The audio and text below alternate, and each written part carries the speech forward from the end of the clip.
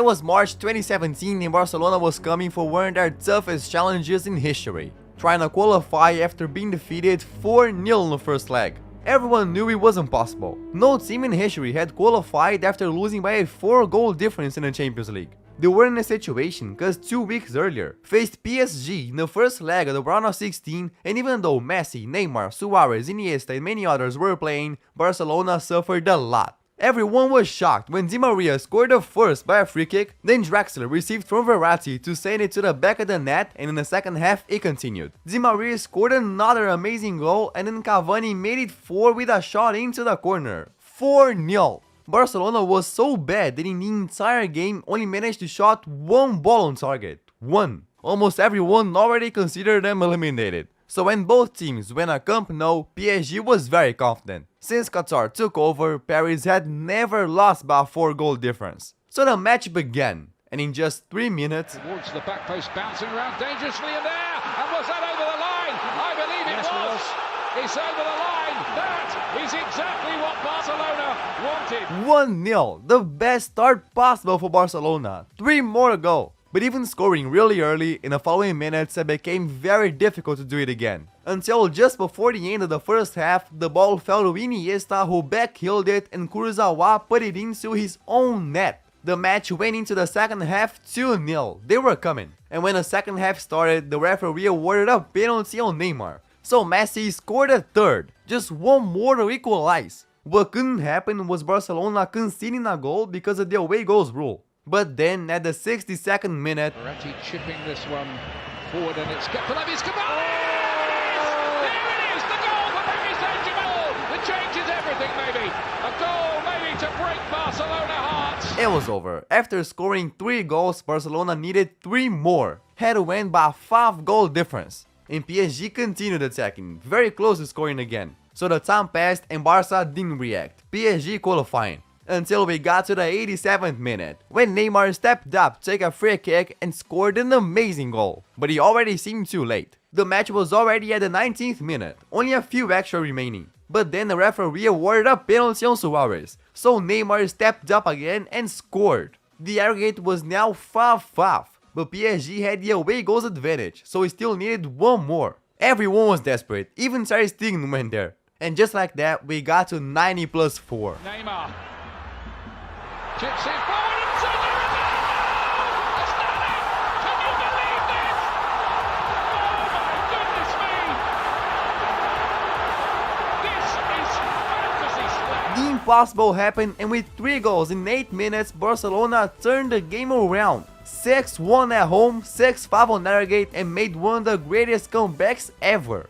And in this video, we'll see other 2 comebacks in the Champions League that are now marked in history. The third most people don't even remember, but was one of the most surprising of all times. So after Barcelona, let's go to a comeback that happened 2 years later, in 2019. And in that 2018-19 season, the team everyone was talking about was Ajax. Ajax was flying high, eliminated the reigning 3-time champions Real Madrid and also eliminated Ronaldo's Juventus. Ajax was in the semi-finals. It was the team managed by Ten Hag and players like Ziyech, De Jong, De Ligt, Onana and many more. And for the first time in a semi-final there was Tottenham. The first leg was in Tottenham Stadium and the second in the Netherlands. Ajax was the clear favorite, and that was proved, cause early in the first half in London, Van de Beek scored. After that, no one scored again, so Ajax won in London. The situation for Tottenham was tough. They were obligated to score at the Johan Cruyff Arena. Most people didn't believe Spurs could pull it off, especially since Ajax had already eliminated giants and on Tottenham's side, Harry Kane was out injured. In his place, Pochettino put Lucas Moura, who had only scored twice in that Champions League. And if Tottenham's job was very difficult, right at the beginning of the match,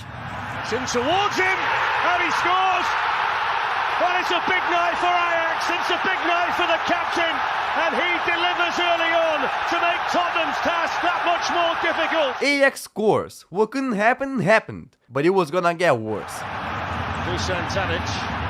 Ziyech! Oh, that's a great goal! What a hit by Hakim Ziyech! Ajax 2, Tottenham 0, and you can't hit them sweeter than that. Now it was over. Tottenham conceded a goal at home and 2 away. The game went into halftime 3-0. Just imagine, in order to reach the Champions League final for the first time, Pochettino's team needed to score 3 goals in 45 minutes at the Johan Cruyff Arena. Now that was impossible, but at 55 minutes there was a glimmer of hope. Running through, here he is, and there's the goal back, and that's exactly what Tottenham needed. It's Lucas Moura, it gives them hope. 3-1. Then a few minutes later Tottenham attacked again, the keeper made a great save and he fell to Lucas Moura. Brilliant save, still not clear, Moura, oh it's in, they've got another one. Is a Champions League miracle going to happen again involving an English side? 3-2 on Narragate. Tottenham showed they were alive and now only needed one more. If they manage to score again, the Narragate will be tight, but will go through because of the away goals rule. But all that pressure came to an end and Ajax got back, even hitting the post. Tottenham also continued to try to score, but the ball wouldn't go in, time was running out, and after the 90th minute the referee added 5 minutes. And Ajax had a chance to finish it all, but Lloris saved. The Dutch were going through, until 90 plus 5. Here's Dele Alli, here's Lucas Moura, oh they did it! I cannot believe it! Lucas Moura with the last kick of the game! The Ajax players collapsed to the ground!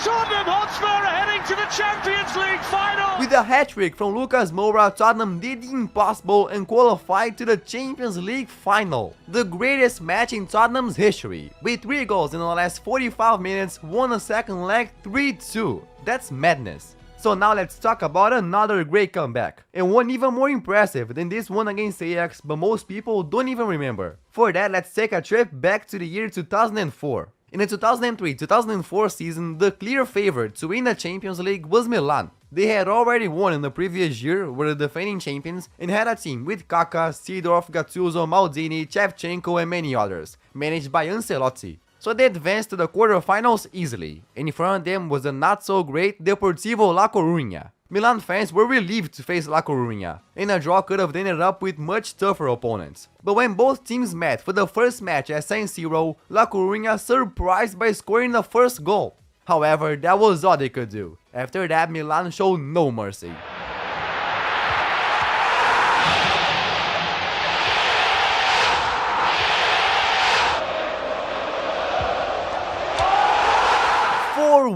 Milan practically sealed their spot in the semi-final. La Coruna was now going home, needed to win by a 3-goal difference against this defense with Maldini, Nesta and Dida. La Coruna's captain was Mauro Silva, World Cup winner for Brazil. But apart from him, there was none of those big stars. In his starting 11, the main striker was Walter Pendieni, midfielder Sergio Gonzalez, winger Victor Sanchez and so on. So when the second leg started, Milan went all in to try to increase the advantage. But in just 5 minutes, La Coruna attacked and Panziani shot into the corner, 1-0. The Spanish started the best possible way. So Milan continued trying to increase their advantage, but La Coruna's defense was very solid, until we got to the 34th minute, when in across Dida missed it and they scored another, 2-0.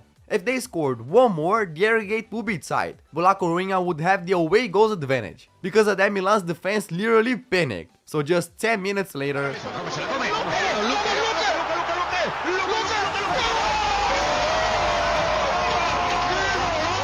what seemed impossible happened and La Coruna scored a third. In just 45 minutes, they did what no one imagined. But there was still a full second half and Ancelotti's team promised not to let it that way. But now all the pressure was on Milan's side, what made La Coruna much calmer. They continued playing very well and didn't allow the Italians to pose a threat. So at the 76th minute,